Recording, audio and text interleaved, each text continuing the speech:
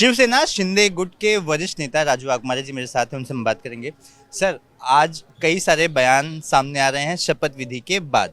गुलाब राव पाटिल का एक बयान आया, उन्होंने कहा कि हमें गृह विभाग और वित्त मंत्रालय, ये दो की बात कर रहे हैं। कितना सही है इस तरह की बयानबाजी या फिर इस तरह के दावे? नहीं, देखिए, गुलाब राव पाटिल हमारे वरिष्ठ नेता है, उनको जो चाहिए वो उन्होंने मांग की है। लेकिन एक बात का ख्याल हम रख रहे हैं कि जो भी हमारा पोर्टफोलियो रहेगा शिवसेना के पास, उसका पूरा निर्णय हमारे सर्वोच्च नेता आदरणीय एकनाथराव जी शिंदे साहब लेने वाले हैं। तो पोर्टफोलियो के बारे में जो भी डिसीजन होगा महायुति में, कौन से पोर्टफोलियो हमें चाहिए, कौन से नहीं चाहिए, ये पूरे अधिकार शिवसेना ने, सभी आमदारों ने हमारे सर्वोच्च नेता को दिए हैं। तो वो जो निर्णय लेंगे वो हमें मंजूर रहेगा। बाकी लोग का जो डिमांड है, देखो, डिमांड तो हम कर ही सकते हैं, मांगने के लिए कुछ पाबंदी है नहीं। उम्मीद लगा सकते हैं। उम्मीद तो है, उम्मीद पे दुनिया कायम है, तो मांगने के लिए कुछ नहीं है। लेकिन मैं फिर से दोहराना चाहता हूँ कि पोर्टफोलियो के बारे में सभी अधिकार आदरणीय एकनाथराव जी शिंदे साहब को है। वो जो निर्णय लेंगे वो हमें मंजूर रहेगा। गुलाब राव पाटिल जी एक और बात कह रहे थे कि अजित पवार नहीं रहते तो हमें ज़्यादा सीट मिलती, हम ज़्यादा जीतते, हम फायदे में रहते। क्या आप भी इस चीज़ को मानते हैं? नहीं, देखिए, अभी राजनीति में इफ बट वो चलता नहीं है। अभी जो है वो है। एक बात है कि अगर दोनों में ही सीट बंटवारा होता था, भाजपा में और हमारे में, तो नेचुरली हमारे पास ज्यादा सीटें आती थी, उसमें से हमारी ज्यादा चुन के भी आती थी, ज़्यादा कैबिनेट भी मिलती, तो ज्यादा कैबिनेट भी मिलती थी। लेकिन अभी ये महायुति का जो निर्णय है, ये महायुति के वरिष्ठ नेताओं ने लिया। तो अभी जो पिछला जो बीत गया उसके बारे में अभी बोल के और वो गड़े हुए मुर्दे उखाड़ने से बदबू आती है। तो मेरे ख्याल से अभी हमको आगे देखना चाहिए, महाराष्ट्र को आगे लेके जाना है, महाराष्ट्र की प्रगति को देखना चाहिए। और महायुति उसी मामले में इकट्ठा होके, आज भी आपने सुना कि आदरणीय एकनाथराव जी शिंदे साहब ने बोला कि मुख्यमंत्री जी के नेतृत्व में हम दो उप मुख्यमंत्री और महायुति पूरी ताकत से महाराष्ट्र को आगे लेके जाने का काम करेंगे। संजय राउत का बयान कि एकनाथ शिंदे का समय समाप्त हो गया, एरा खत्म हो गया। मेरे ख्याल से संजय राउत जी को चेक करना पड़ेगा।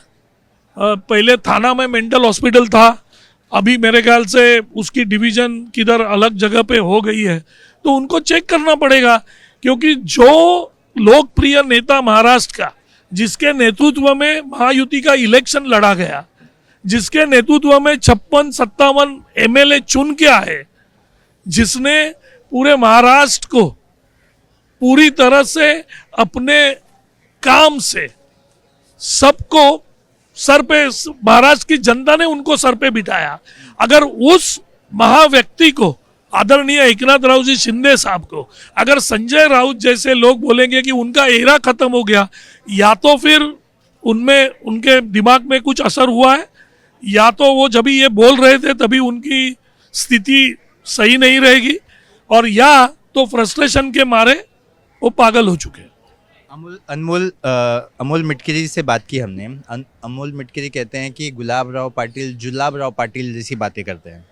वो इस तरह के तीखे बयान दे रहे हैं क्योंकि उन्होंने कहा कि अजित पवार नहीं होते, जो डिमांड्स की होम मिनिस्ट्री और फिनांस की, इसको लेकर काफ़ी भड़के हुए अंदाज में मिटकरी साहब का जवाब था।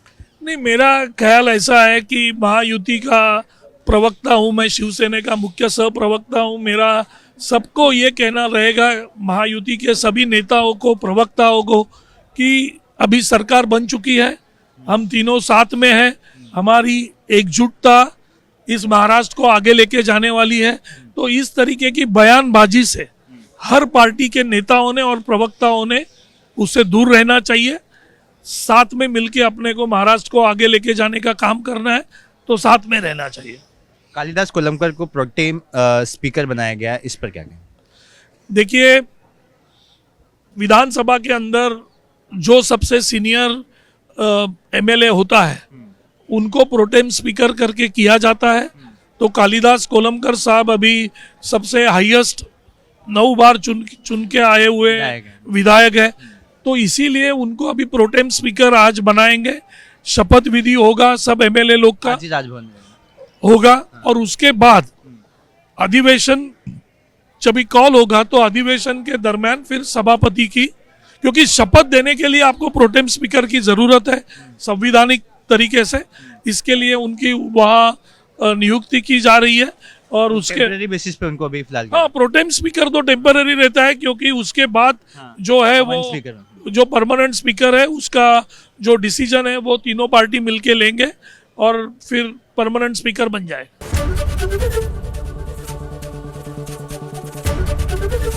एबीपी गंगा, खबर आपकी, जुबान आपकी।